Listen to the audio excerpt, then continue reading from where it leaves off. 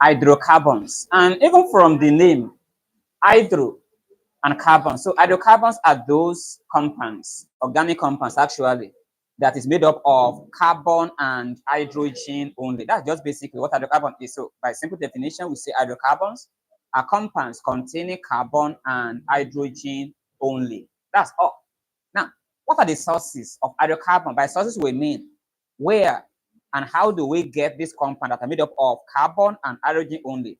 There are three major sources of hydrocarbon. Let's put them down. Sources of hydrocarbons. Sources of hydrocarbons.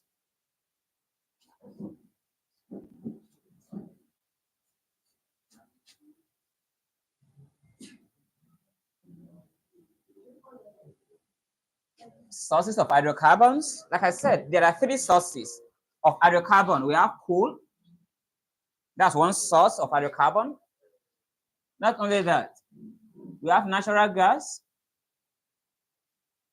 That's another source of hydrocarbon. And the major source of hydrocarbon is petroleum. Don't forget, petroleum is also called crude oil. So these are the three sources. These are the three major sources of hydrocarbon. We have coal.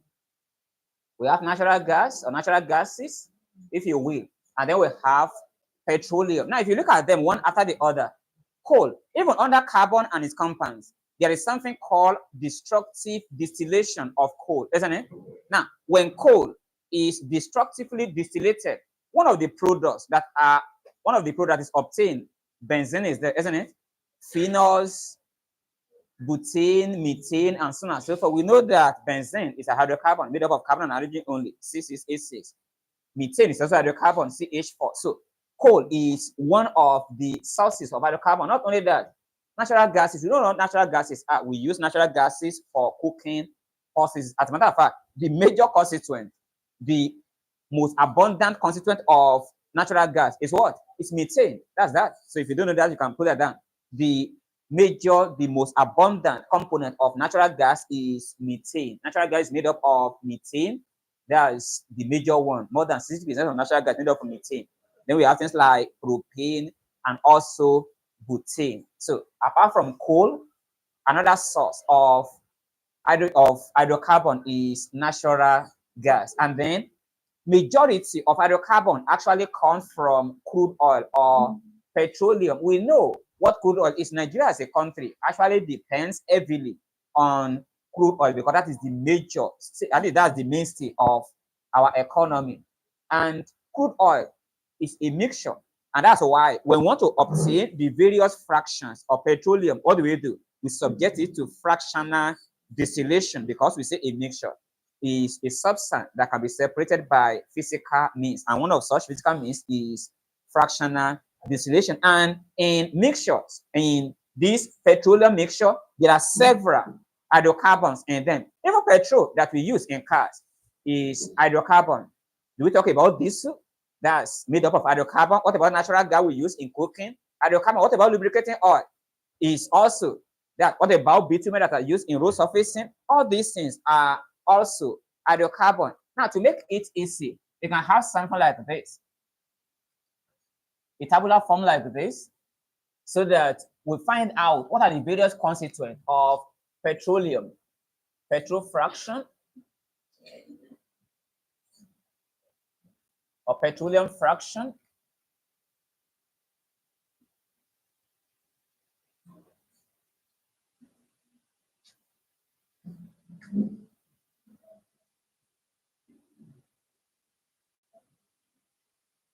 I mean, we should stick with uses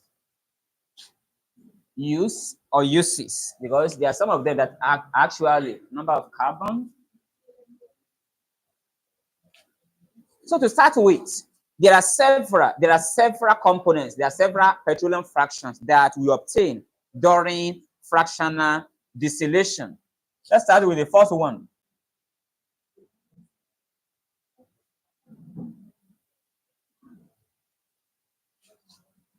Natural gas. All these cooking gas that we use at home, where do we obtain them from? From petroleum. Also, that's this cooking gas, liquefied natural gas, and so on and so forth. And the number of carbon in them is between 1 to 4. That's right. So the number of carbon atom in natural gas is between 1, that's in methane, to 4, that is in butane. And like I said, what do we use natural gases for? That's right. Number 1, that's for cooking. That's not all.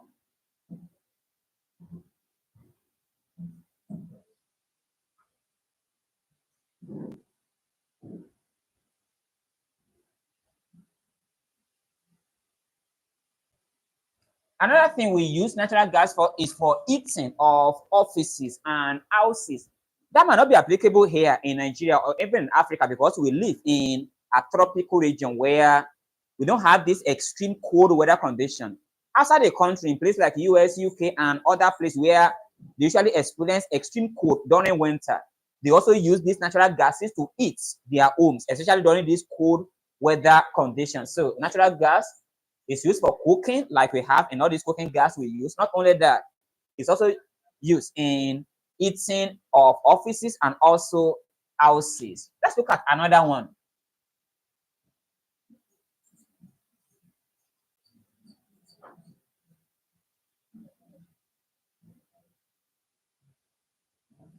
So we look at petrol heater and ligroin. That's another component of the petroleum that is obtained during fractional distillation of petroleum. Petrol heater. Remember this ether, not ester, the one you call alkanoid. Petrol ether and ligroin. Now, petrol ether and ligroin are usually used. Now, I want to put this one down. Petrol ether and ligroin are used as solvents. Petrol ether and ligroin are used as non-polar solvents. Non-polar solvents. I will explain what that means. You can put that down first. That's right, non-polar, N-O-N, then hyphen polar, non-polar, P-O-L-A-R.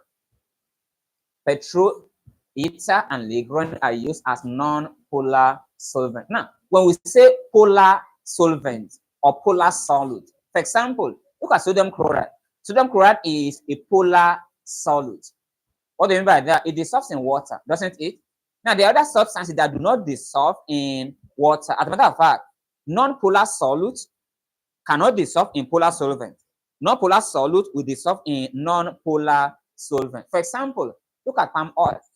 If you pour palm oil into water, it doesn't matter how hard or for how long you stir it. Does it dissolve in water? It doesn't. But if you pour that same palm oil into kerosene, won't it dissolve? It dissolves because palm oil is non-polar. The same thing, kerosene is also non-polar. It is non-polar that dissolves non-polar. Then polar dissolves polar. So that's the way it works. So all these petroleum ether or petrol ether and ligroin are majorly used as non-polar solvent. That is, those solvents used in dissolving substances that are non-polar in nature. And the number of carbon atoms is between 5 carbon atoms to 7 carbon atoms. And I've told you what it is used for. It is used as solvent, used as non-polar solvent. That's for that. So we've spoken about natural gas. Now the number of carbon atoms is between 1 to 4.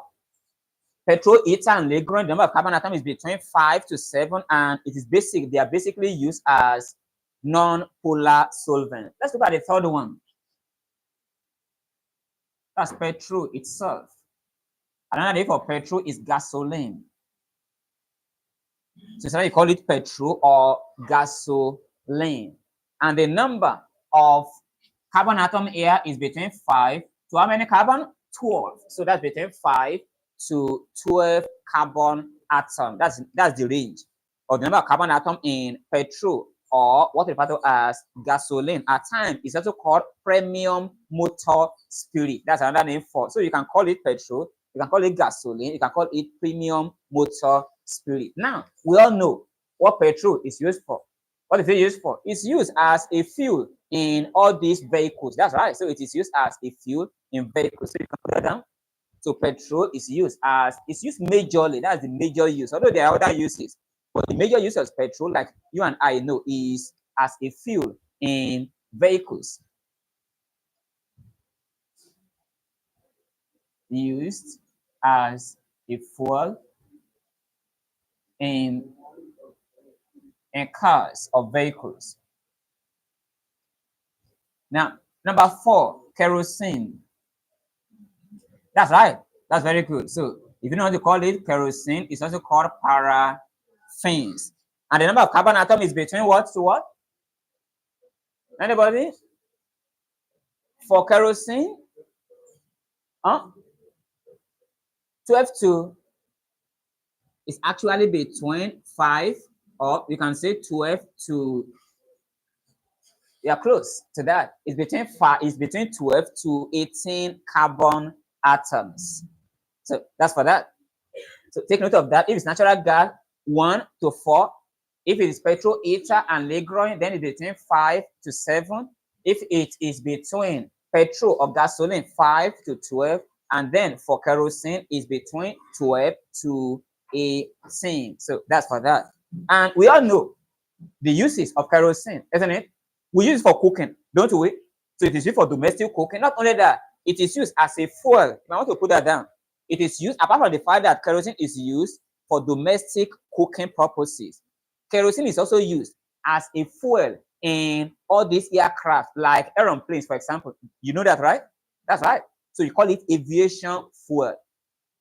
All these aircraft don't make use of petrol like cars. They make use of kerosene. That's why sometimes you can refer to kerosene, among other things, as aviation fuel. Although there are certain things that are added to the kerosene before it is used by this aircraft, but kerosene is used, apart from cooking, as an aviation fuel. Let's go to number 5.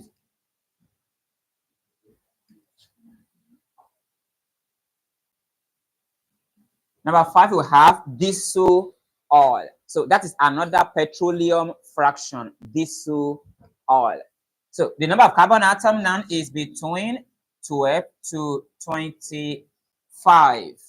That's the number of carbon atom in diesel oil, is between 12 carbon atom all the way to 25 carbon atoms. Now, what do we use diesel? What do we use diesel oil for? For a lot of things. Maybe I will just give you 3 of them. Number 1, it is used as a fuel in heavy-duty cars and machines.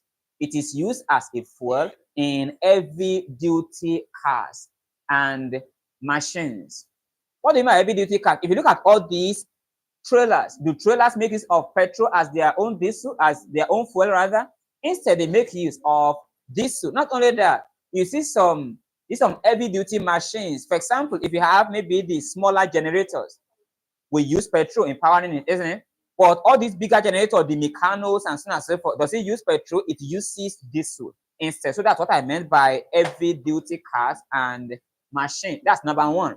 Number 2, it is used for heating furnaces. It is used for heating furnaces.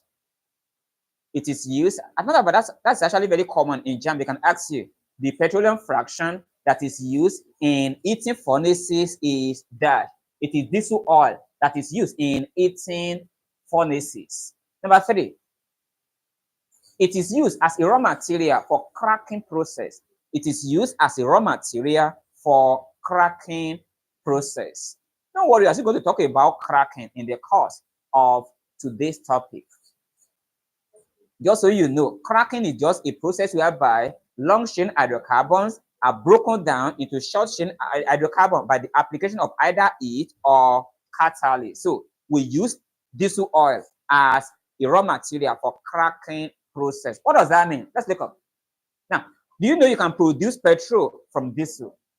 That's right. All you have to do is put that particular diesel maybe in a drum, then cover the drum, and then you heat the drum. What they're practicing is simply thermal cracking. Because when you heat that particular diesel strongly, the longer hydrocarbons in diesel breaks down, and then they produce a shorter hydrocarbons within the range of petrol itself. So you can obtain petrol from diesel by what process? By cracking process. So that is why diesel oil is used as a raw material for producing petrol. So these three are some of the uses of diesel oil. We spoke about the fact that diesel oil is used as a fuel in all these heavy-duty cars and machines. We spoke about the fact that diesel oil is used, especially in industry, for heating furnaces. And not only that, diesel oil is also used as a raw material for cracking process, because you can obtain petrol from diesel by cracking. Let's go to number 6. Number 6 now is going to be lubricating oil. Lubricating oil, waxes, and grease. So you have lubricating oils. You have waxes. You know what waxes are, right? Waxes are used in making candles, isn't it? Exactly. So even waxes are also used in making at least some body ointment. Look at Vaseline, isn't it? Exactly. So that's that. What about crayons? Now some crayons are made from waxes also. So waxes have a lot of application, ranging from being used in making body creams like Vaseline, used in making all these candles that people use, and so on and so forth. So let's talk about how many carbon atoms will be there. They are simply greater than 20. That's it, greater than 20. You can have questions. I've seen jam questions asking you that the petroleum fraction that contains more than 20 carbon atoms per molecule is dash. That's going to fall under what? Lubricating oil. So that's that. They have carbon atoms that are more than 20. And what about the uses? Number 1, they are used for lubrication, isn't it? That is for reducing friction, isn't it? So we use lubricating oil to reduce friction. Lubricating oils are used for reducing friction. Not only that, all these lubricating oil and waxes are used for making candles. They are used for making candles. They are used for making candles. So these are some of the uses of lubricating oil. Now let's go to the last one, the 7th one now. I'm not writing that, I'm just going to say that that's going to be bitumen, isn't it?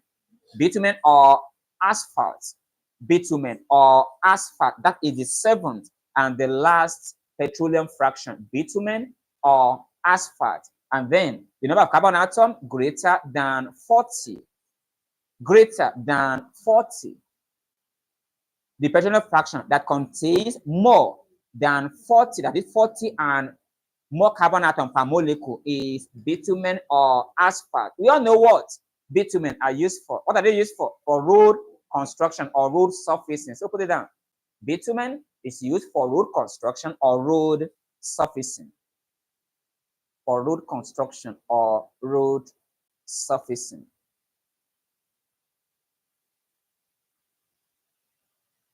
So that's that. So these are the various petroleum fractions and the number of carbon atoms in them, and most importantly, what they are used for. Just to recap, natural gas is the most volatile petroleum fraction. It contains between 1 to 4 carbon atoms, and it is used for 2 major things. Number 1, it is used for cooking, and then number 2, for eating, for eating purposes in offices and in homes. After that, we spoke about petroleum ether or petrol ether and Legroin, which contains how many carbon atoms? Between 5 to 7 carbon atoms. And basically, they are used. The major purpose of petrol ether and Legroin is they serve as solvent for non-polar substance, non-polar solvent. Not only that, we spoke about petrol or gasoline. They have carbon atom ranging from 5 to 12. And not only that, they are used for a whole lot of purposes, but the major use of petrol is as a fuel in the various cars and vehicles that we use. So apart from that, we have kerosene or paraffin. And the number of carbon atom is between what to what? That's going to be 12 to 18. And we use it for a lot of things. In the house, for domestic use, for cooking purposes. What about for industrial use? We use it as a fuel in all these, at least in all these aircraft. Maybe it is aeroplanes, maybe it is helicopters, and so on and so forth. So apart from that, we spoke about diesel oil. Now, diesel oil contains number of carbon atoms that ranges from between 12 to 25. And they are used for a lot of things. We use it as a fuel in all these heavy-duty cars, trailers, and so on and so forth. And also heavy-duty machines like all these big generators and so on and so forth. Not only that, we also use it as a raw material for cracking process because we can produce petrol from diesel by cracking it. Not only that, we use it in the industry for heating furnaces. And finally, we come to lubricating oil or waxes or greases. And the number of carbon atoms in them is greater than 20. And we use lubricating oil to reduce friction for oiling various engine parts. Not only that, we also use lubricating oil, for example, in making other substances, maybe like body ointments, body creams, and so on and so forth. Waxes are used in making candles and the rest. And then we ended at number 7, which is bitumen or asphalt, which is used majorly for road surfacing. And the number of carbon atoms in them is always greater than 40. So these are the petroleum fractions and everything you know about them. Now, the next thing we're going to be talking about now is what are the various classes of hydrocarbon, classes of hydrocarbons, yes? For cracking process, lubricating oil, it is lubricating and are not often used for cracking process. They can be cracked, but it is diesel oil that are used principally for cracking process. So let's go to classes of hydrocarbons. Classes of hydrocarbons.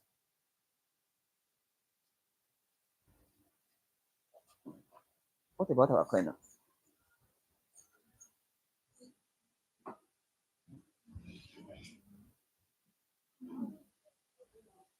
Nǹkan tó fi ń clean body nǹkan kí wọ́n fi clean body lé.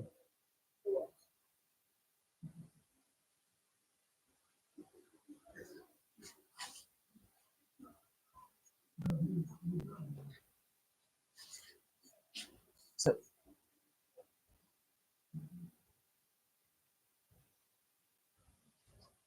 now hydrocarbon can broadly be divided into 2. Now we have what referred to as aliphatic hydrocarbon. Aliphatic hydrocarbon, and then we have aromatic hydrocarbon.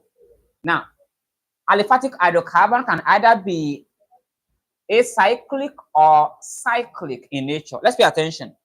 Aliphatic hydrocarbon can either be acyclic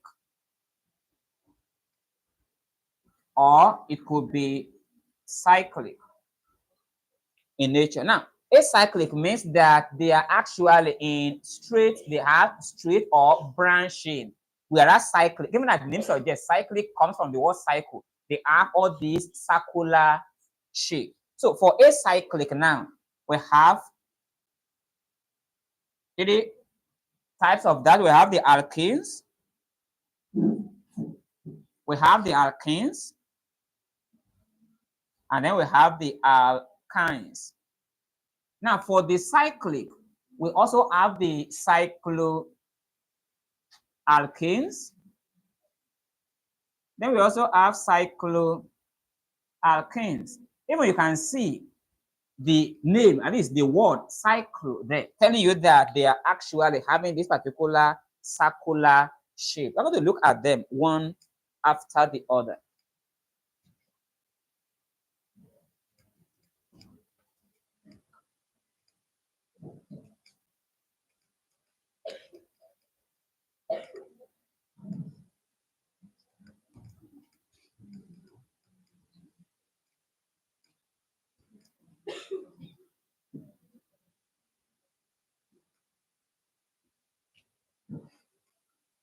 So like I've said, hydrocarbons are broadly divided into 2, the aliphatic hydrocarbon and then the aromatic hydrocarbon. Now, an example of aromatic hydrocarbon are what?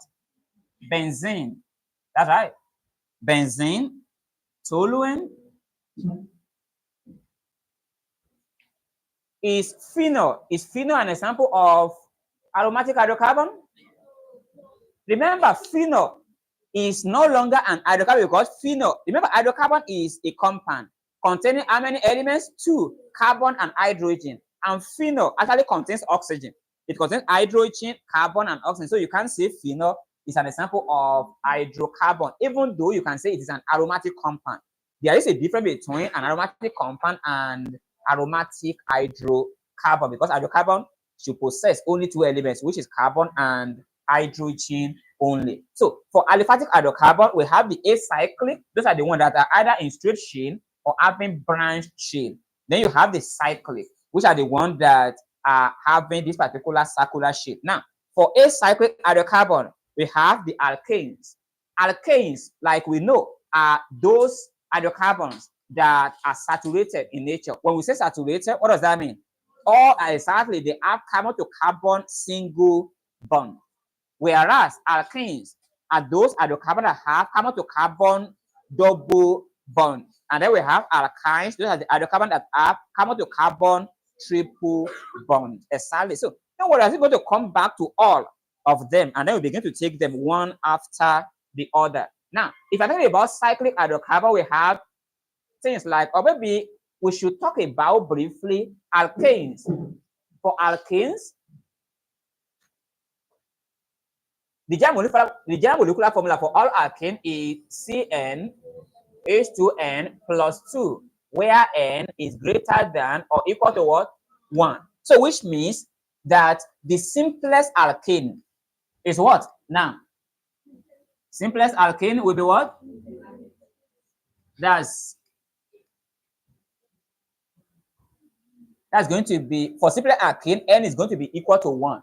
So you substitute 1 here, then we are left with C1, then H 2 times 1, that's 2. 2 plus 2, that's going to be 4. Then we know that is methane. And then for ethane now, N is going to be 2. That's going to be C2, 2 times 2, 4, 4 plus 2, 6 is for propane, and so on and so forth. Now that's for alkane. First things first, alkanes are saturated hydrocarbon. What does saturation mean? It means that they have carbon to carbon single bond. They don't have any double or triple bond. Compounds, hydrocarbons or compounds that have double or triple bond are called unsaturated compounds, whereas hydrocarbons that have carbon to carbon single bond are called saturated compounds. The only hydrocarbon that is saturated is what? Alkanes. Now that's talking about for acyclic, because as you can see, cycloalkanes are also saturated. As a matter of fact, any hydrocarbon that ends with ANE are all saturated. So all alkanes are saturated, all cycloalkanes are also saturated. But remember, cycloalkanes are not saturated because you can see alkanes, so which is having double bond. So for alkanes now, for alkanes, the general molecular formula is CnH2n. Anything? Nothing. So N now is greater than or equal to what? 2. Because the simplest alkane now, the simplest alkane is going to have the number of carbon atoms, which is 2. So that's going to be C2, 2 times 2, that's H4. So the simplest alkane is ethane. This is C2H4. Ethane. Now, if you go to alkyne, the general molecular formula for alkyne is Cn H2n minus 2, also where n is greater than or equal to 2. So which means that the simplest alkyne is going to be ethane, because if you substitute 2 here, that gives you C2H, 2 times 2, 4, 4 minus 2, that's 2. So this is going to be ethane. So that's that. So this is how you can even use the general molecular formula to derive the molecular formula for any of these alkane, alkane, and alkyne. Because if you need alkane, if you need maybe something like methane now, you know that N is going to be equal to 1. If you need something like pentane, you know N is going to be equal to 5. So you can just plug it into these formulas to get the molecular formula for any alkane, alkane, or alkyne that you want to get. So I believe we all understand this to this particular stage. Now, let's come to cycloalkanes. Now, for cycloalkanes,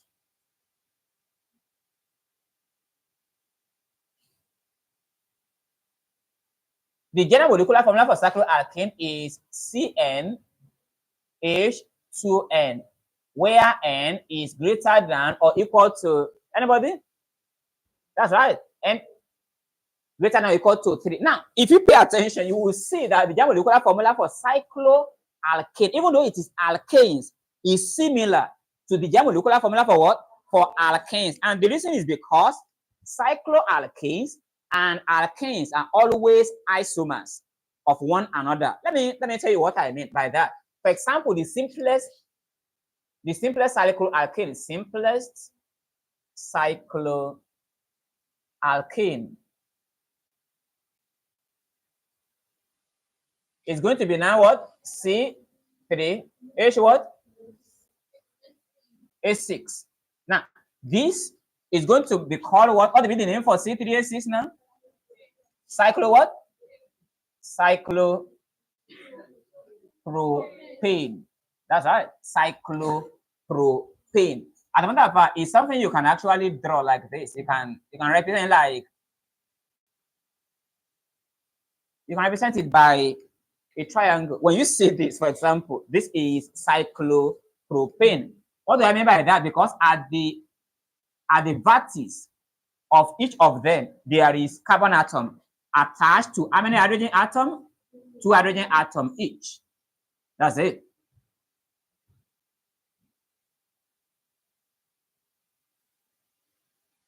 That is a structural formula for cyclopropane. Because you know carbon forms, how many covalent bonds does carbon form? 4. You can see this 1, 2, 3, 4. 1, 2, 3, 4. 1, 2, 3, 4. So that's 1, 2, 3. That's for C3. 1, 2, 3, 4, 5, 6. So that's for that. So if it is cyclobutane, you can use something like this to represent cyclobutane. When you have this, that's cyclobutane. You understand what that means? Because at each of these ends here, what do you have there? Carbon atom. And each of these carbon atom, they are joined to how many hydrogen atom? 2 each. So this 1, 2, 3, 4, because the formula for cyclobutane now is going to be C4, H what? That's right, HA. And that's 1, 2, 3, 4. That's C4. And each of the carbon atom is joined to 2 hydrogen atoms. So 1, 2, then here 3, 4, 5, 6, 7, 8. So and so on and so forth. So please take note.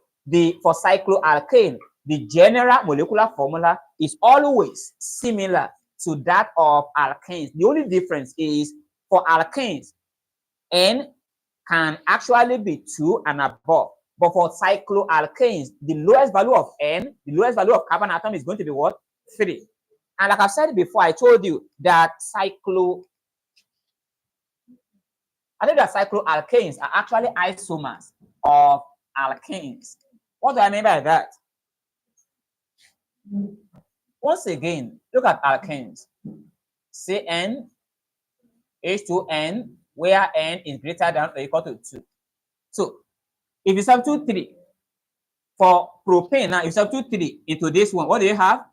C3, H what? H6. Now if you draw the structure for this one, that's going to be here.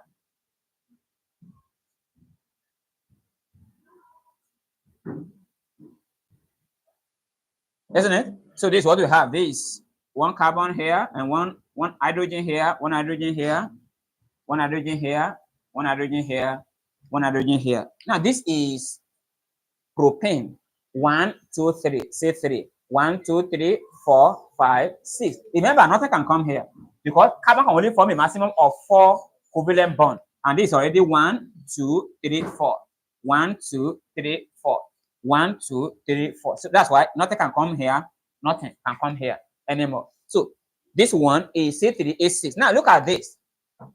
It's also C3H6. But you can see that this, even though they have the same molecular formula C3H6 for cyclopropane and C3H6 for propane,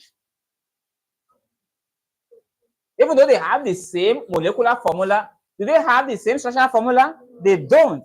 Isn't that what isomerism is all about?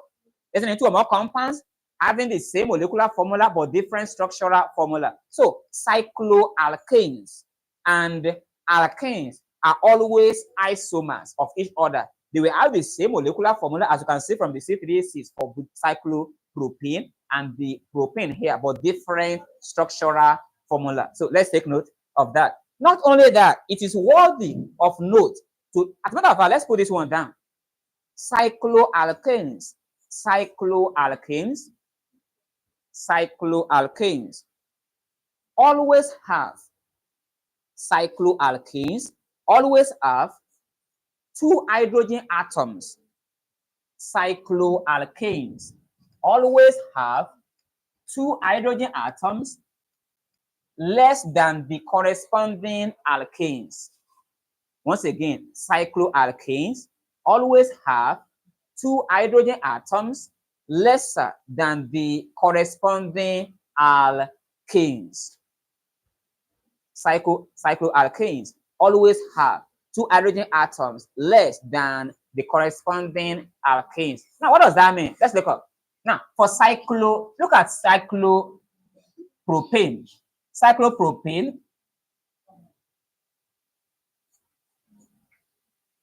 is C3H6. What will be the corresponding alkane for here? That's going to be ordinary propane, isn't it? Now, for ordinary propane, don't forget propane is not an example of cycloalkane. Because if it's an example of cycloalkane, it will be preceded with the prefix cyclo. This one is cyclopropane, C3H6. But this is just propane, so which means belongs to the alkane family. And the general molecular formula for alkane family is CnH2n plus 2. So which means the formula for this is going to be C3H what? H8. Now this is what I mean. Now compare this. Even though it is propane and propane, but since this one is cyclopropane, so which will belong to cycloalkane. And this one is just propane, it belongs to the alkane. Now, the number of hydrogen atoms in cycloalkane, like I've said to you, is always 2 hydrogen atoms less than the corresponding alkane. How many carbon do you have here? 3 here. So they are going to have the same number of carbon atoms. It is only the hydrogen atom that will be different. In cyclopropane, you have 6, and then in ordinary propane, you have 8. What the difference is the number of hydrogen atoms? That's that. So in cycloalkanes always have 2 hydrogen atoms less than the corresponding alkane. So which means if you have cyclopentane now, if you have something like cyclopentane, so that I can use another example to drive home the point, cyclopentane is going to be what? C5H what? H10. That's good. And then ordinary pentane. That's right. That's going to be C5H12. So once again, if you look at this, you will see that they differ by 2 because the normal alkane, which is pentane, is having 2 hydrogen atoms higher than the cycloalkane. So please pay attention to that. Cycloalkanes always have 2 hydrogen atoms lower or lesser than the corresponding alkane. So that's for this. Now let's look at cycloalkanes.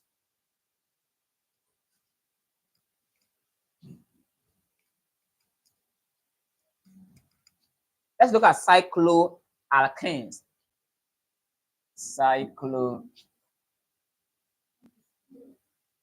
Now, cycloalkanes. Now, who can give us the general molecular formula for cycloalkanes? CnH2n. That's root minus 2, where n is greater than or equal to what? It's 3. So now, if you look at this, you can see now that just like the other time, just like the general molecular formula of cycloalkane is similar to the general molecular formula of alkane. Now, the general molecular formula for cycloalkanes is similar to what? That of alkynes. That's right. So, the simplest member, the simplest cycloalkane,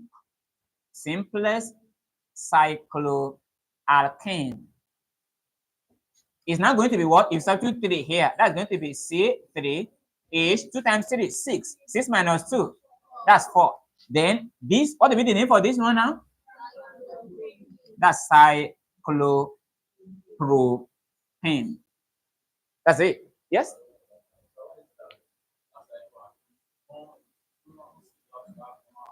It can be similar to normal alkane because it's having 2 hydrogen atoms less than the, because that's what I just said earlier.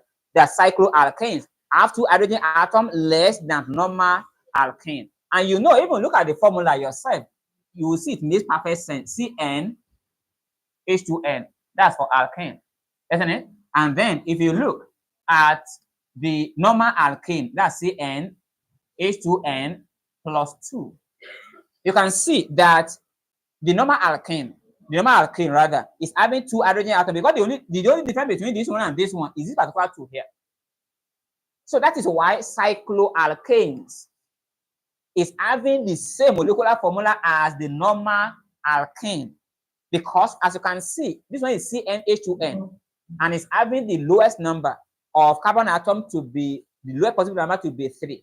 So cycloalkanes and alkanes cannot have similar molecular formula. It is impossible, because even the molecular formula here has showed you that it's going to behave, it's going to have a similar general molecular formula like the alkanes, because it is CnH2n, whereas the normal alkanes is CnH2n plus 2. That is why the normal alkanes are having 2 hydrogen atoms higher or more than the corresponding cycloalkanes. So back to what I was saying here. So if you look at this, if you draw the structure, for this one, it's like this. 1 carbon here, 1 carbon here, 1 carbon here, and then you can now have here a double bond. You can put a double bond anywhere you like. The double bond can be here. And don't forget, if the double bond is here, let me make it a bit bigger. Let's put it here.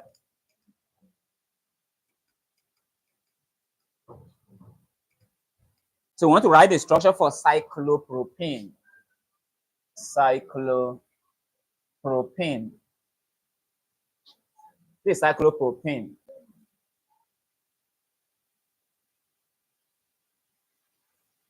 When you see this, that's cyclopropane.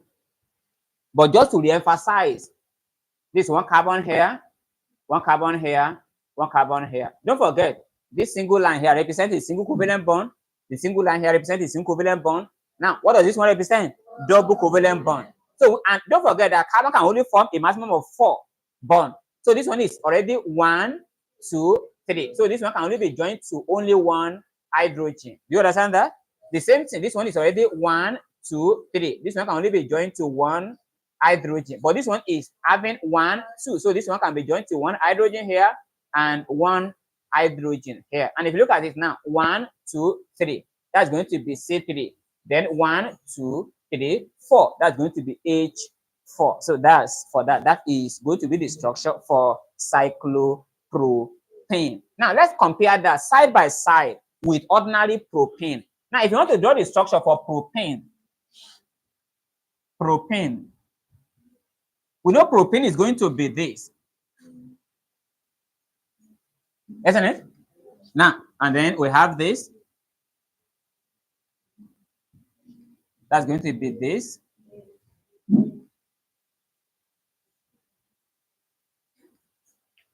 Please, let's pay attention. So this is 1, 2, 3. That's going to be C3. Then H, 1, 2, 3, 4, 5, 6. Once again, compare the formula here with the formula here. What is the difference in number of hydrogen here and number of hydrogen here?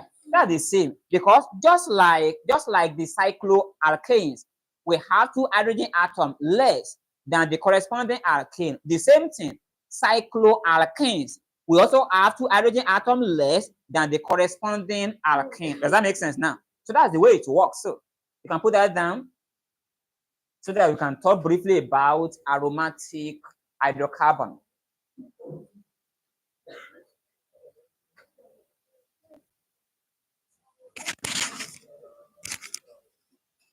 What is it?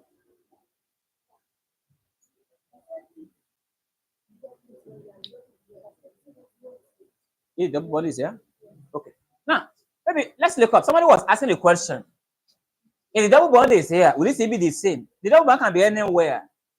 If you remove the double bond from here and we place it here, the only difference now is there can be 2 hydrogen here anymore, because you now have 1, 2, 3. Then you can only have 1 here.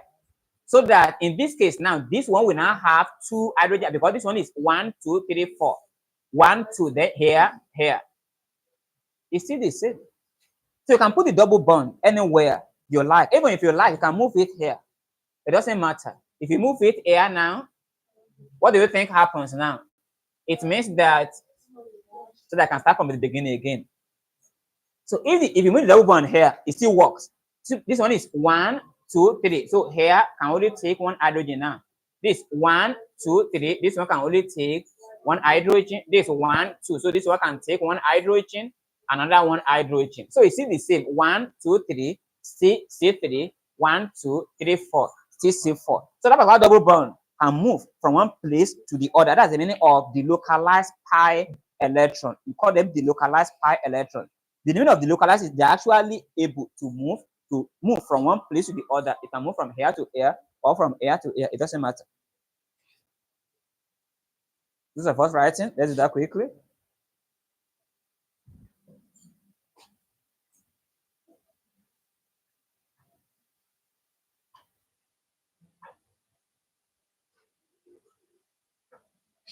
So now let's talk about briefly now aromatic hydrocarbons.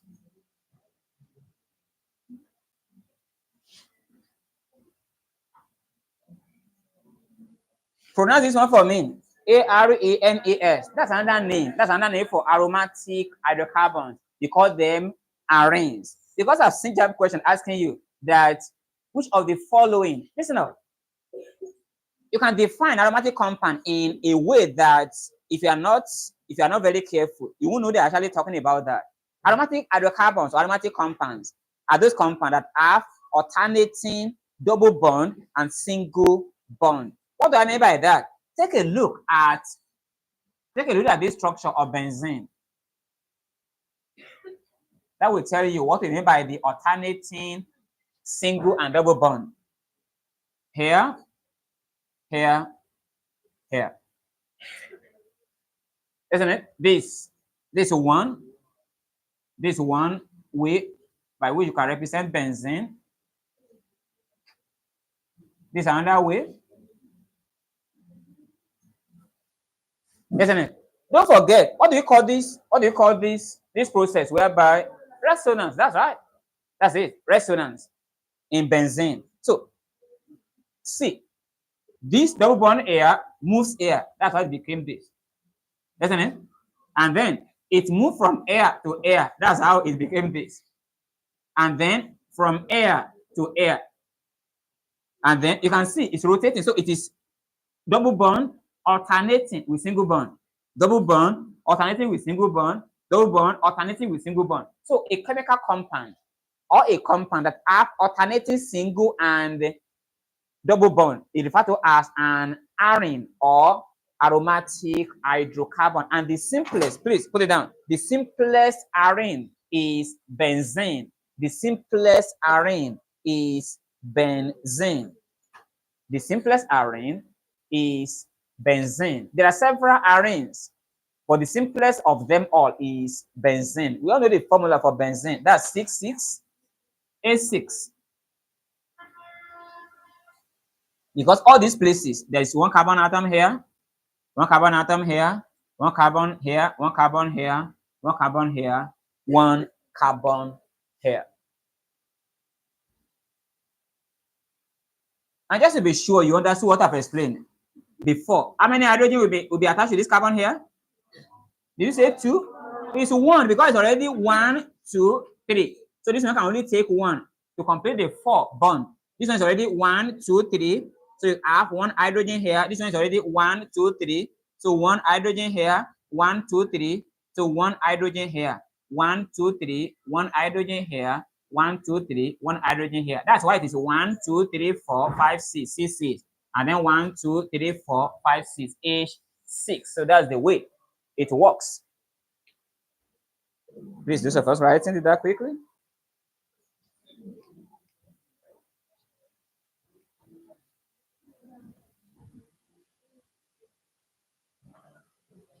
So the general molecular formula for let's read that. The general molecular formula for aromatic hydrocarbons is CnH2n minus what? Minus 6, where n is greater than or equal to 6. This is not very common, but you have to know that. Because it's not only alkanes, and alkynes that have their molecular formula.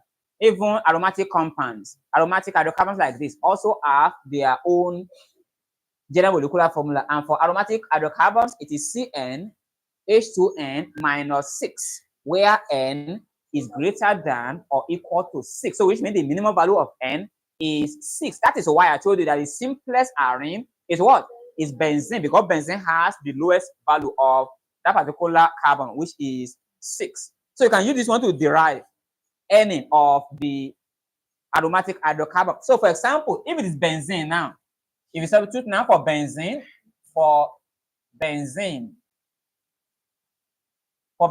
n is equal to what? 6. So if you substitute the 6 here, then you now have C6, then H, 2 times 6, 12 minus 6. So you can see how that one is obtained. Now for toluene, what's the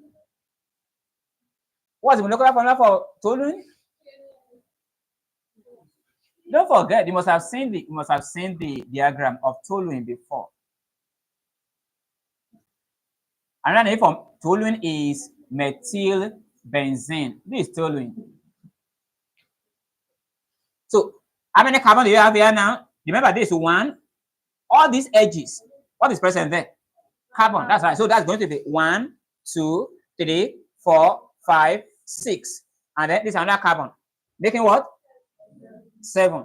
Now, how many hydrogen here? Even you can still use this one. You see the 2. I don't understand where the 2. I don't know where the 2 is coming from. Oh, is it because I'm using the... Whenever you use this particular benzene ring here, you don't need to use this one anymore. That's why you are confused. You don't need to put, if you don't want to put this double bond at these places, you can just use the normal ring. When you put the normal ring there, there's no point in putting. Look up. This is the way it is. You can represent your benzene in 3 ways. Check this out.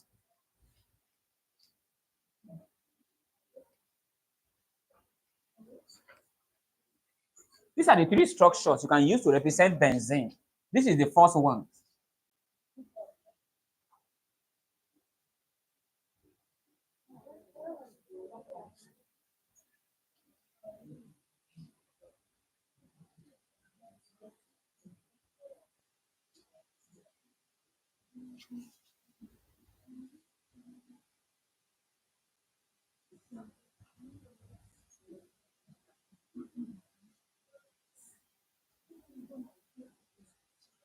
That's all. So whenever you are putting the benzene ring here, you don't need all those alternating double bonds anymore. It's only when the benzene ring is not included that you put this alternating double bond there. Is that understood? So please don't be confused by that. So that's what I meant here. So which means you're going to have 1 carbon here, 1 carbon here. You don't need to write it if you are writing your, I'm just putting the carbon here for emphasis. So that's 1, 2, 3, 4, 5. Then you have 6 here, isn't it? And then with this one making 7. Now, how many hydrogen are you having? Remember, 1 hydrogen will be joined to this. 1 hydrogen will be joined to this. 1 hydrogen here. 1 hydrogen here. 1 hydrogen here. But there's no other hydrogen that can be joined because this carbon here, instead of being joined to an hydrogen, is joined to another carbon. Isn't it? So how many hydrogen now? This 1, 2, 3, 4, 5. And then plus the hydrogen here. Did you say 6? This 1, 2, 3, 4, 5. Exactly. That's going to be H what? HA. Now, if you want to subject that now, since this one is 7, then you substitute 7 here. That's going to be C7, H. What? 2 times 7? What's 40 minus 6? That's how. That's how you get all of them. So if you are going to xylene and so on and so forth. Now, this particular formula is only for all these compounds, all these aromatic hydrocarbons that have only 1 ring. Toluene has only 1 ring. benzene has only one ring. Remember, there are some aromatic hydrocarbon that have 2 or 3 rings, isn't it? What about naphthalene? Let's look up. Look at this. What is this?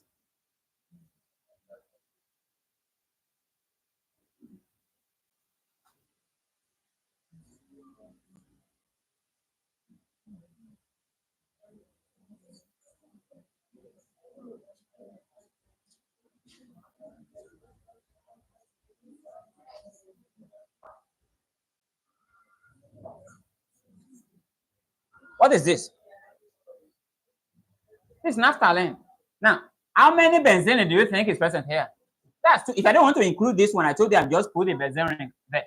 So that's it. So this is one joined to another one. However, if I'm asking you, by the way, this the formula, this the spelling rather, this naphthalene. Now, if I increase it to 3, now that's going to be anthracene. I'm going to do that in a short while. So this naphthalene made up of 2 benzene rings joined together. But if I'm asking you what the molecular formula is, if you're not telling me it is C12H12, you'll be wrong. Because what you'll be doing, because some of you might be tempted to say, since one benzene ring is C6H6, and then 2 benzene rings are joined together, that not that mark condition, you will think that, okay, go to the imagines, and then we now have 6 in 2 places, C12, and then it doesn't work that way. Because check it out. If this one is 1 carbon, because that's the way you name it, and there you can make this 1, this is 2nd carbon atom, this is the 3rd one, here, that's the 4th. You actually start from here again. So this is going to be 5, this 6, this 7, this 8. Now this is 9, and this is 10. Because remember, there's 1 carbon where they join here, there's another carbon where they join here. So which means the what will be the formula now? For carbon now, how many? 10. Now, if I'm asking you how many hydrogen now, remember this one is 1, 2, 3. So this one can only be joined to 1 H. This 1, 2, 3. This one can only be joined to what? 1 H here. So I don't want to.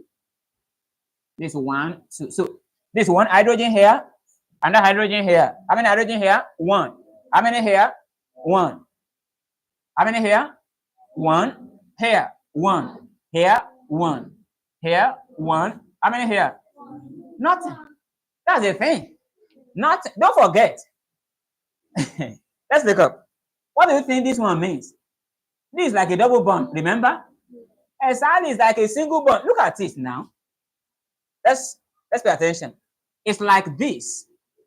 It's joining to this. In the 2 of them, one, remember, it's like this. Look at them separately. This will make it to have more sense. This one, isn't it? And then join to another one. So what do you think when these 2 of them now come together?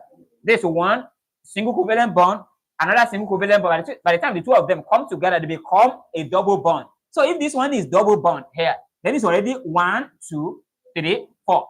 This one is already 1, 2, 3, 4. So the number of bonds attached to this carbon atom here is already 4. So there's no place for hydrogen. So the number of hydrogen is now going to be 1, 2, 3, 4, 5, 6, 7, 8. So that's it. So that is the formula for naphthalene. But I can tell you can use this formula to actually get this. Let's look up.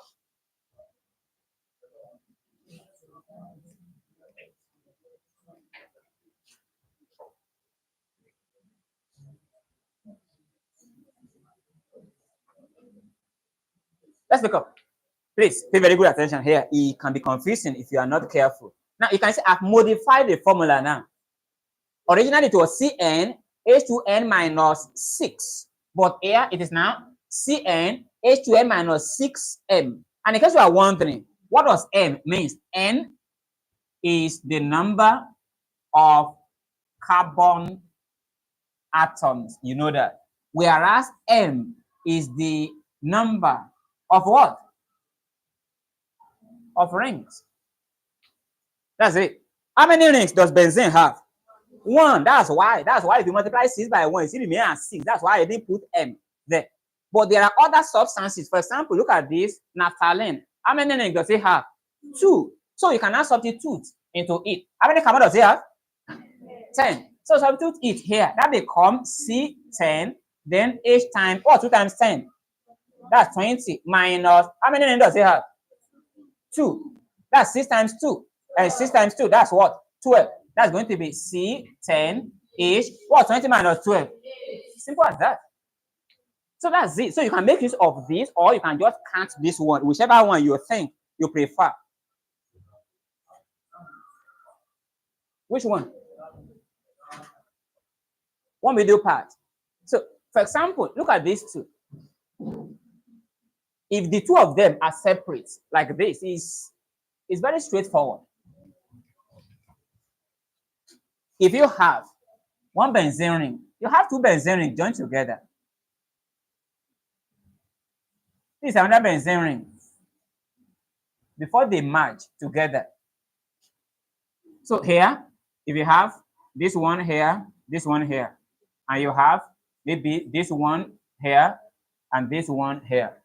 Now look at this. If the two of them join together, look at what happens here. This is a single bond. Look at this one, because this is going to be this. Look at this one. That's another single bond. So what happens when the two of them come together? Is it going to remain a single bond? They are not having two double. This is single bond. This one joins with this to form something like this. Now, this one comes here, and then you have a double bond. And if it's double bond, then the carbon here is now having, look at the margin together now. So here, you have this. It is from that.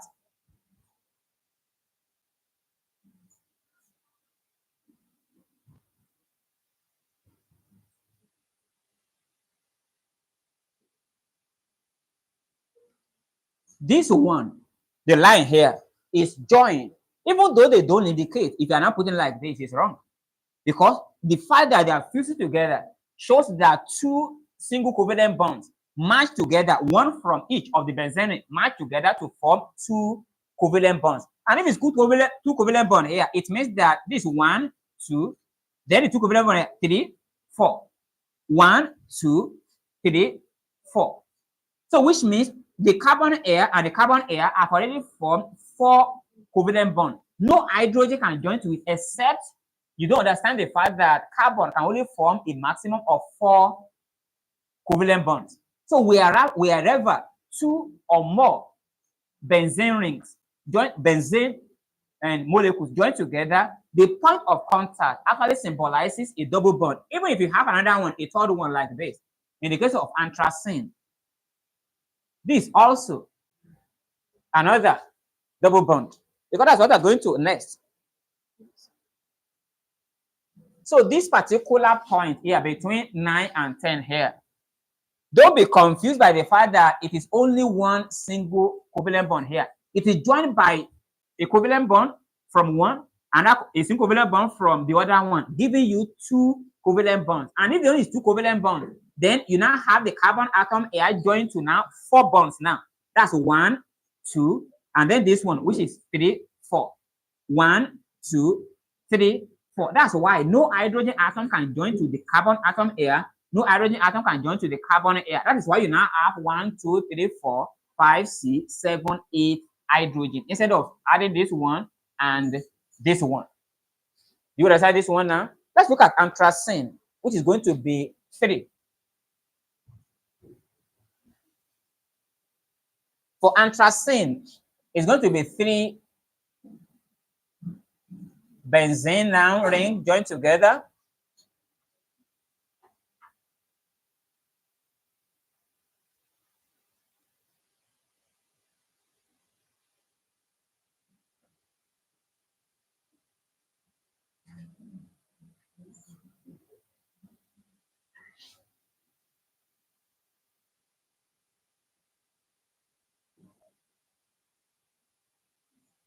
Look at this. This anthracene. Even from what I've explained to you, you should be able to get what the number of carbon atom is going to be. Remember, you can't like this. So this is going to be 1, 2, 3, 4. So you start counting from here. This 5, 6, 7, 8. Then, oh, you need to be now 9, and this one 10. Then here 11, 12, 13, 14. So which means the number of carbon atom now is going to be C14. Now, how many hydrogen do you think we are going to have now? 1, 2, 3, 4, then 5, 6, 7, 8, 9, 10. That's right. That's going to be H10. And if you want to make use of that formula I gave you earlier, you remember the formula, which is C. Let's put it up here.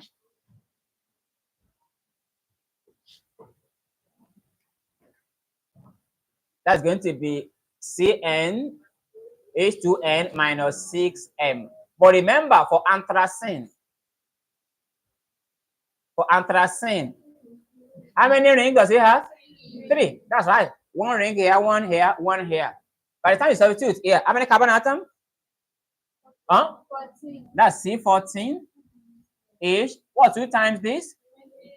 That's 28 minus 6 times 3? That's 18. So that's going to be C14. H. 28 minus this. So that's that. So either you do the content like I've done here, or you just make use of the formula, knowing that M, small letter M, is the number of ring. For benzene, there's only 1 ring. M is equal to 1. For naphthalene, there are 2 rings. M is going to be equal to 2. For anthracene, like we just did now, M is equal to 3. So that's for that.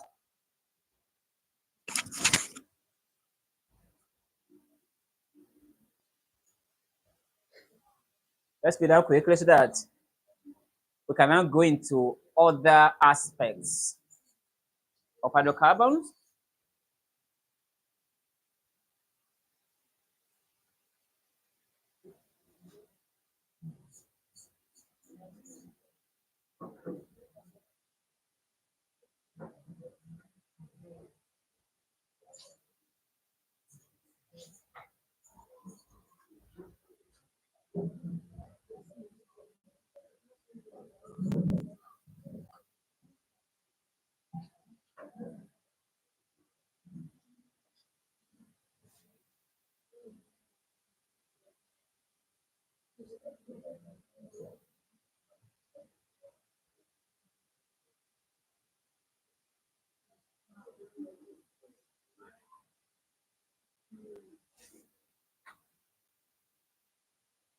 Don't worry, we're still going to do all these alkanes, and use the first member of their family to represent them in details.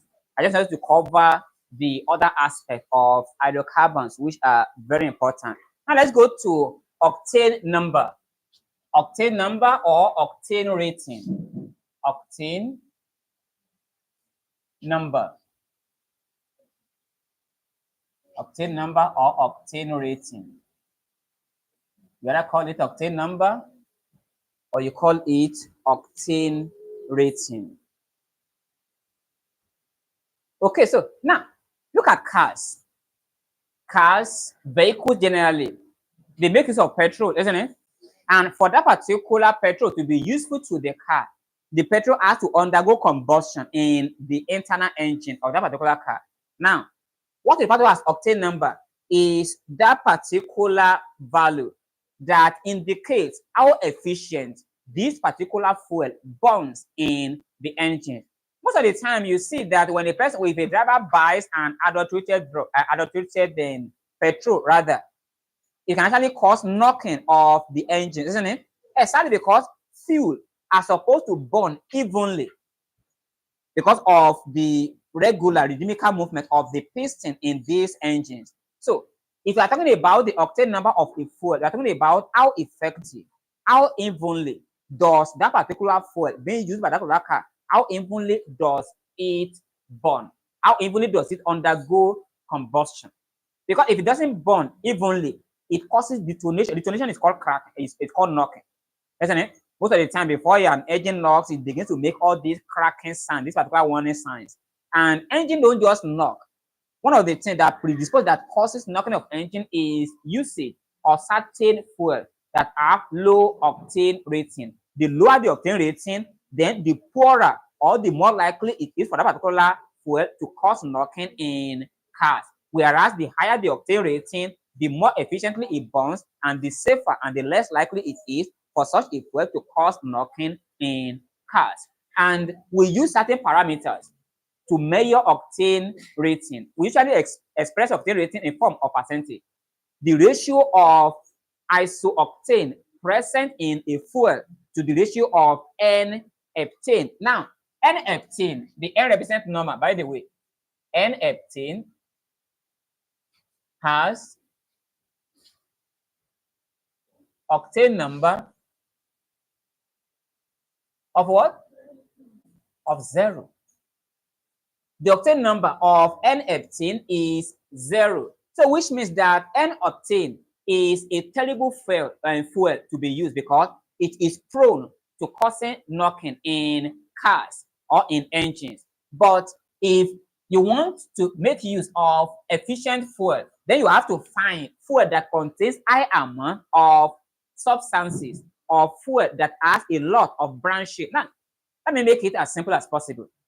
The higher the number of branching in a particular fuel, then the higher the octane rating. Remember, hydrocarbon can either be in straight chain or it can be in branch chain. For example, look at this. Just let's leave octane rating for a bit. I want you to be able to understand this concept very well. Look at pentane. Look at pentane.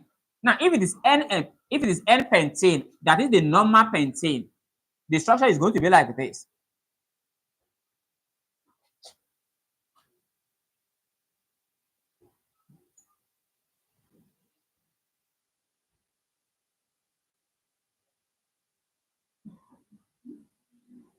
That's normal pentane, isn't it?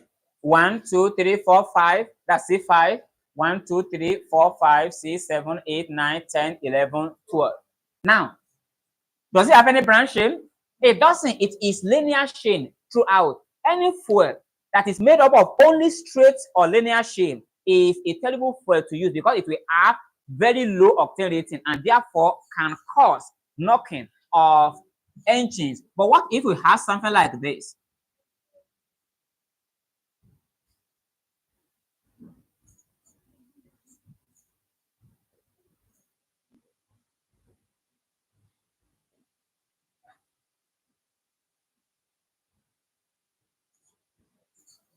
Don't forget, it is still pentane, but this time around, it is now 2-methylbutane, isn't it? That's 1, 2, 3, 4, 5. It is C5, and then 1, 2, 3, 4, 5, 6, 7, 8, 9, 10, 11, 12. But this time around, this is a branch chain.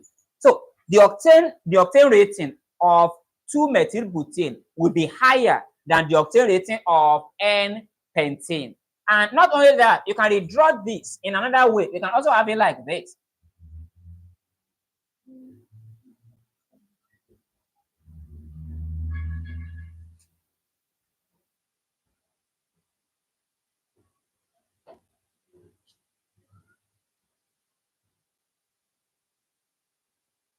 Look at this. How many carbon atoms again? 1, 2, 3, 4, 5. It is C5. 1, 2, 3, 4, 5, 6, 7, 8, 9, 10, 11, 12. But this time around, how many branches are we having? We're having 2. So if, hypothetically speaking, if the octane rating of N-heptane is, say, 5, the octane rating of this one, because it has branch shape, can be as high as 25. And the octane rating of this one can be as high as 60, because the higher the number of branch shape, the higher the octane rating. So if you want to increase the octane rating of any fuel now, all you have to do is convert that particular fuel from linear chain to branch chain or cyclic hydrocarbon, because as a matter of fact, there are 3 ways by which the octane rating of any fuel can be increased. Number 1, by increasing the number of branch chain. Number 2, by converting it from saturated, because when you have double bond or triple bond in a fuel, such a fuel is going to have higher octane number than if it has only single bond. Not only that, when you convert that particular fuel from straight chain to cyclic, maybe from a linear chain now to maybe cyclo, or something that is now in form of aromatic compound having a benzene ring.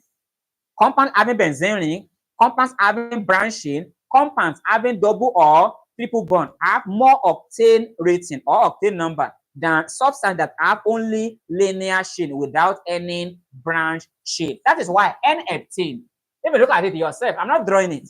N-heptene is just like this. The only difference is there's going to be 2 more hydrogen atoms here, isn't it? Because pentane is 5. For N-heptane now, it's going to be 1, 2, 3, 4, 5, 6, 7. All of them in straight chain. That is why it has 0 octane rating. It doesn't have a single branch chain. And the lower the branch chain, the more terrible and the poorer that particular fuel is as far as octane rating is concerned. But in the case of a substance like isooctane,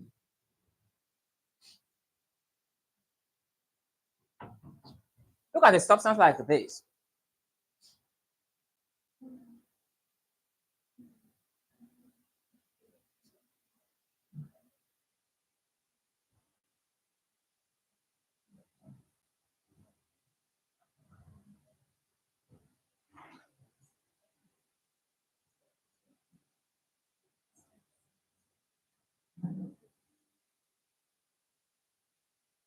Look at this one.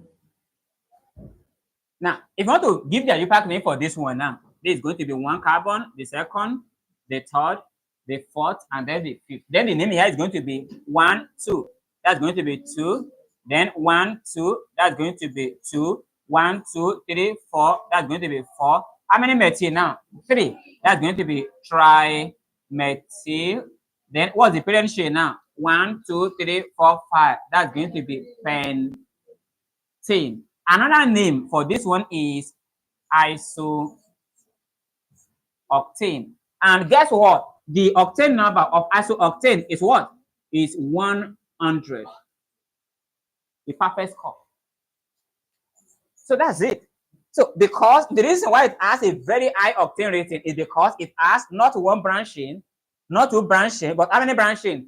3. And like I've told you before, the higher the number of branching in a particular compound of fuel, then the better that particular fuel is, and the higher the octane rating is going to be. So that's the way it works. So for N-heptane, it has 0 octane rating, and for isooctane or 2,2,4 trimethylpentane, it has 100 octane number. Let's put this one down. And after that, we are going to look at ways of improving the octane number of a compound.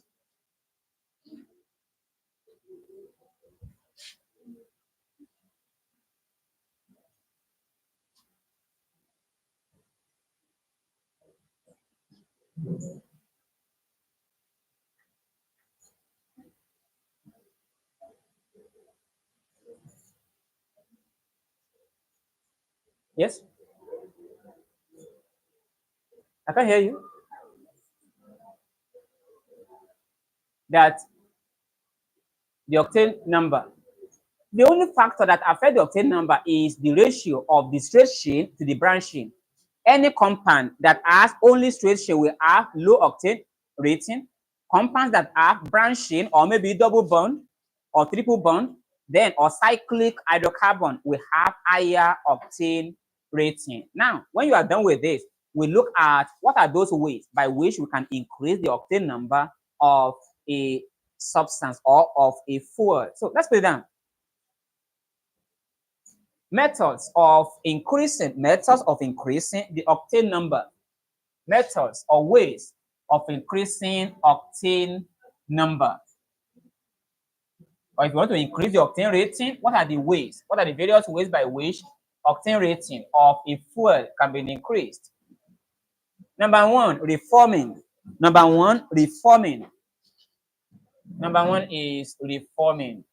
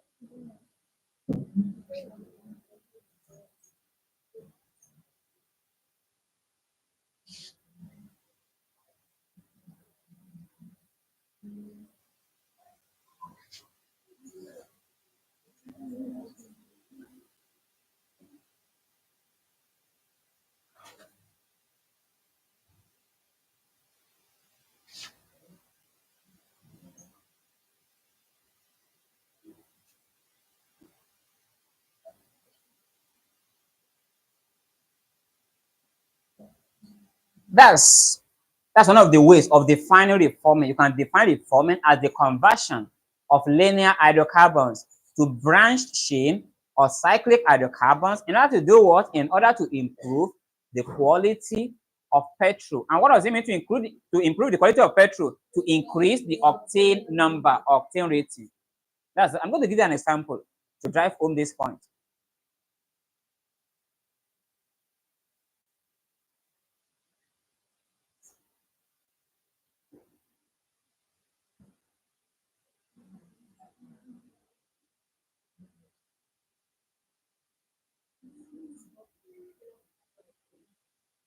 Both of them.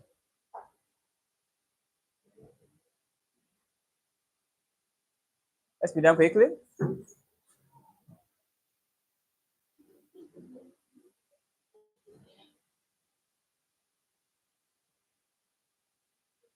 Yeah.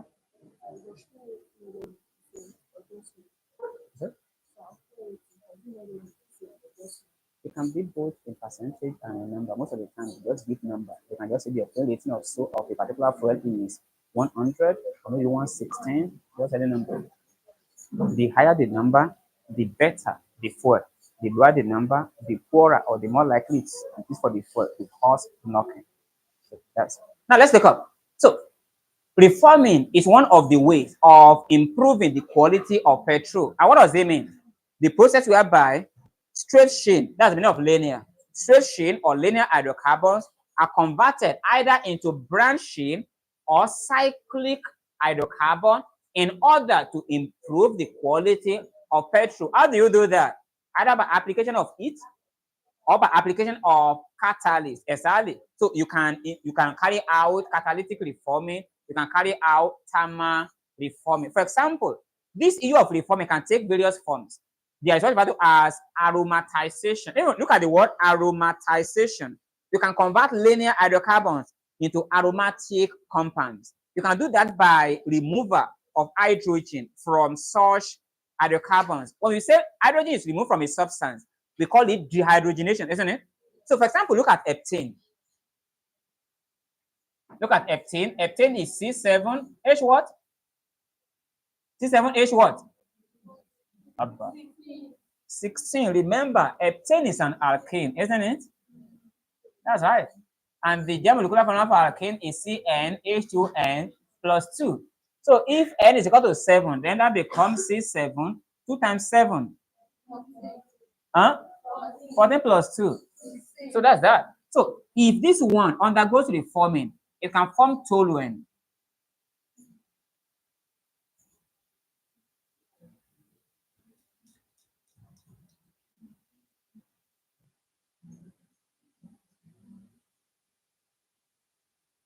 It can form toluene, and you know this toluene, that's methylbenzene, and then plus 4 hydrogen gas. Now see for yourself. This one is N-heptane. Now if you want to draw this, it's going to be like this. 1, 2, 3, 4, 5, 6, 7. You can see all of them in straight chain. But what have you done here? You have converted the straight chain hydrocarbon into what? Into exactly an aromatic compound. And I've told you that you can increase your octane rating either by converting the straight chain into branched chain, or by converting all these single bond into double or triple bond, or by converting all these straight chain into aromatic compound. So the N-heptane has been changed to toluene, and then 4 hydrogen atoms and 4 hydrogen molecules has been removed from it. And if you want to see if it's balanced, it is already, because the number of carbon atoms here is 1, 2, 3, 4, 5, 6, plus 1 hydrogen here, making, so toluene is C7, H what? H8. Now, so C7, so 7 is already balanced. Now, what's 4 times 2 here? Now, 8 plus the 8 hydrogen here. So that's that. So this is an example of what referred to as aromatization, that is conversion of a linear alkene like heptane to an aromatic compound, and then during this particular process, hydrogen is removed. We call it dehydrogenation, like this. Dehydrogenation, dehydrogenation. hydrogenation. When you see this particular D, it means removal. So if you say hydrogenation, that's addition of hydrogen. If you say dehydrogenation, removal of hydrogen. So this is one of the ways of improving the quality of petrol by converting a linear alkane like N-heptane to an aromatic compound by removal of hydrogen atom. It's called aromatization, or you can call it dehydrogenation. So let's put this one down, and then let's look at another aspect of this. Put it down very quickly.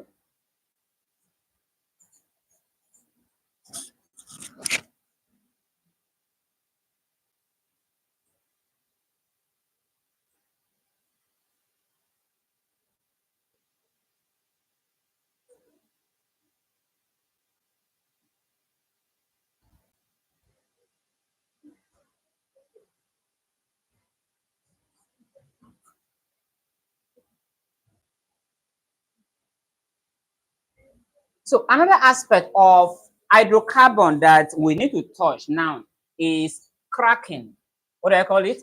Cracking. So let's look at what cracking is. Then what is the significance of cracking? Why do we carry out cracking? And then we look at a particular equation to show how cracking is done. Cracking. So let's put definition down.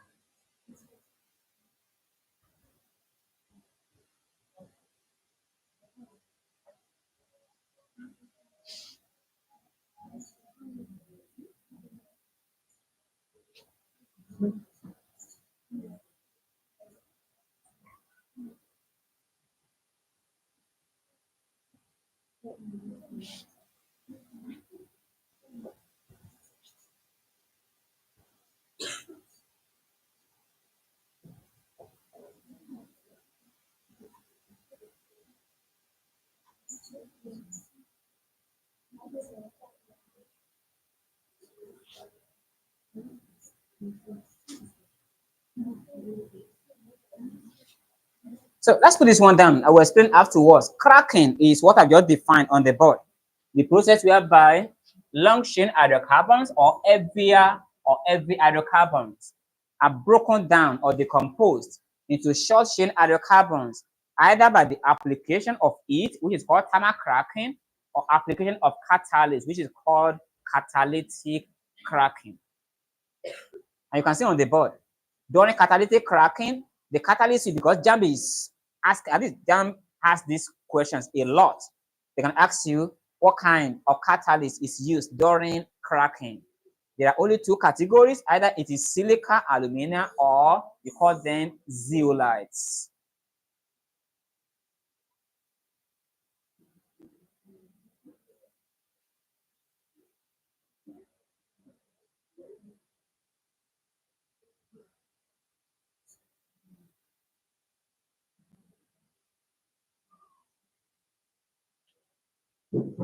Okay, now let's look up. So we're talking about cracking. Cracking, by simple definition, is a process whereby long chain hydrocarbons, that is, those hydrocarbons that have long chains, may be made up of 20 carbon atoms. You can see how long that is going to be.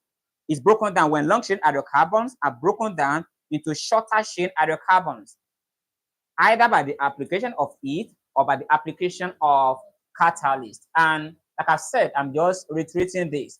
During catalytic cracking, the two catalysts that are usually used are silica, alumina, or zeolite. Now, this is an example of cracking. Now, imagine that we want to carry out cracking. Look at C20H42.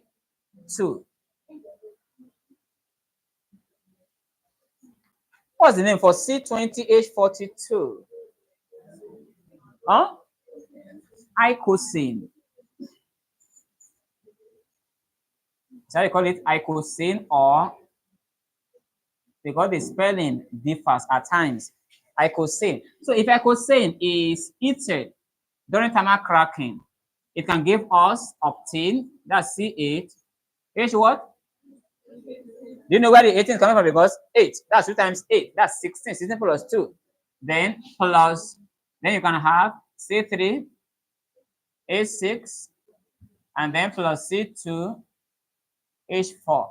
I know you'll be wondering, now how then do we balance this? Because it's not balanced yet. Because this one is C20.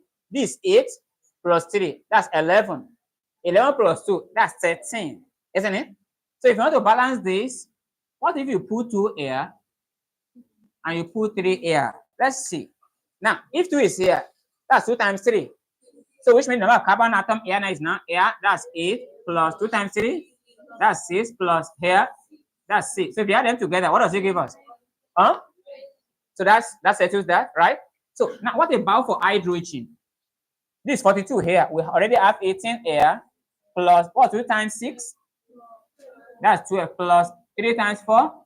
That's 12. If you add all of them together, what does that give you? So that's it. So that's how you do this. So when you see an equation like this, where a long chain hydrocarbon of 20 carbon atoms has now been broken down into 8 carbon atoms, very short one, or even 3 carbon atoms, or even 2 carbon atoms, you refer to it as cracking. And because it was supplied air, it's an example of thermal cracking. Let's put that down. Yes. Is that?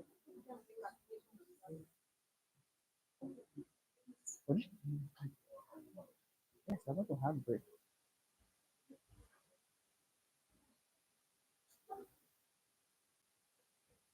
We'll be having break in maximum in 5 minutes time. Catenation is just a process whereby carbon joins with itself to form a long chain. Cracking is just like the opposite, breaking down of long chain into a shorter chain. So now let's look up. So when you see this, a situation whereby a long chain hydrocarbon made up of 20 carbon broken down into shorter chain hydrocarbon 8, 3, and 2, that's called cracking. If it is applied, that's thermal cracking. If catalyst is applied, catalytic cracking. But between the two of them, by two of them I mean between thermal cracking and catalytic cracking, it's catalytic cracking that is more effective. All right. Now, what is the importance of cracking? For example, importance of cracking. Why is it that cracking is important? What do we tend to gain from cracking? Importance of cracking. Number one, cracking is used to produce more petrol. Remember I told you here earlier, when we were talking about diesel oil, then I told you that diesel can actually be heated to produce more petrol, isn't it? That's right. So cracking is used to produce more petrol. So when you carry out cracking, you can produce more petrol from heavier petroleum fraction like diesel and so on and so forth. That's number one.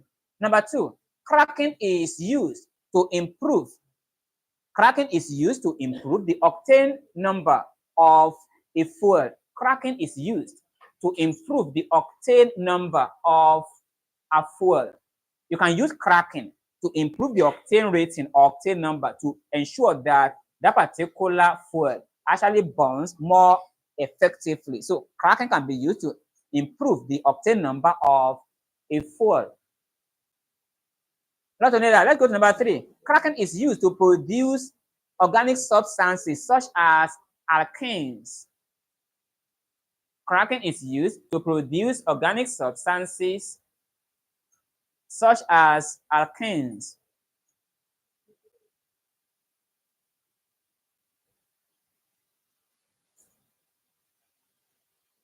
cracking is used to produce organic substances such as alkanes. For example, look up. Don't forget, this is an alkane. It's an icosane.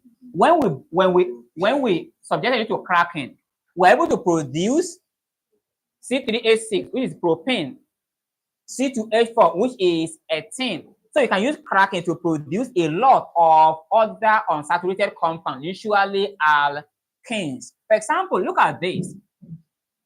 Let's look at this. What if you have C17, H what? H36, right? Now, when this one is heated, you really want to do this for me. What do you think? We're going to get C10, H what? H22 plus C3, H6, is that all?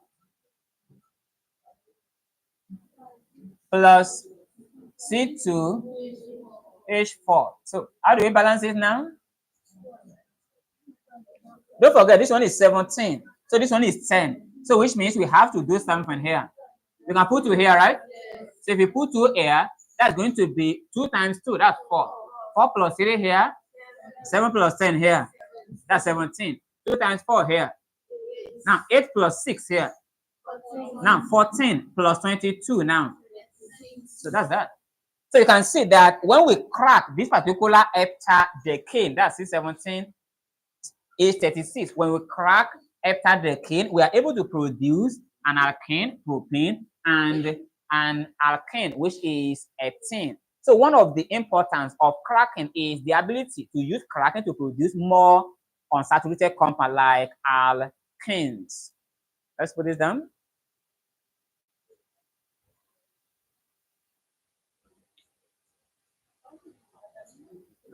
That's right. Catalyst can also be used instead of heat. So that's why we have 2 types of cracking. We have more than 2 types, but at least for your level, we have 2 major types of cracking because we have hydrocracking, we have steam cracking, and so on and so forth. But majorly for O level, for jam, we just have thermal cracking and then catalytic cracking. And the catalysts that are used, I keep on emphasizing, are silica aluminum catalyst and also zeolite. So that's for that.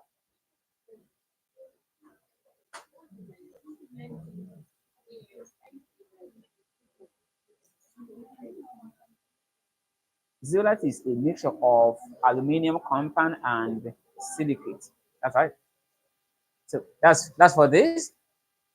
And just to round it up before we go for a short break, let's put this down. I decided to leave it to the last so that I'll be able to emphasize it. At times, let me give you a question to use that to drive home this.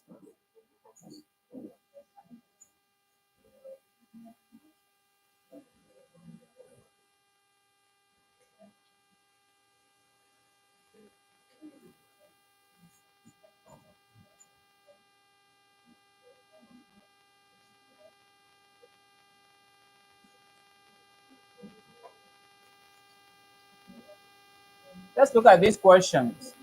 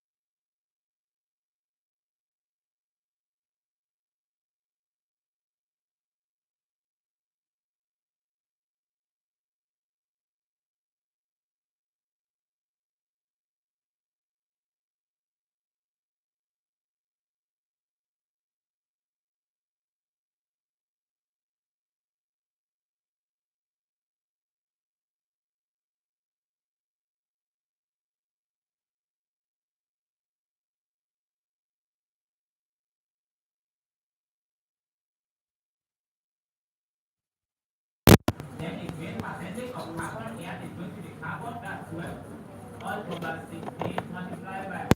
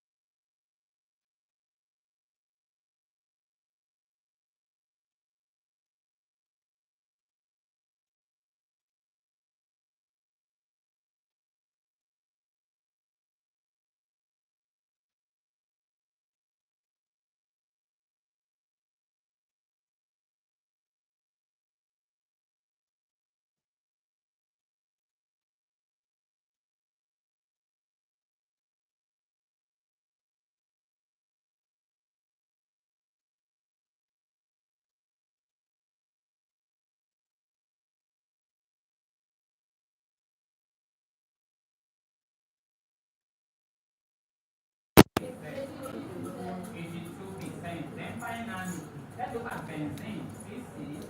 C6, that's going to be 70, right? What is 6?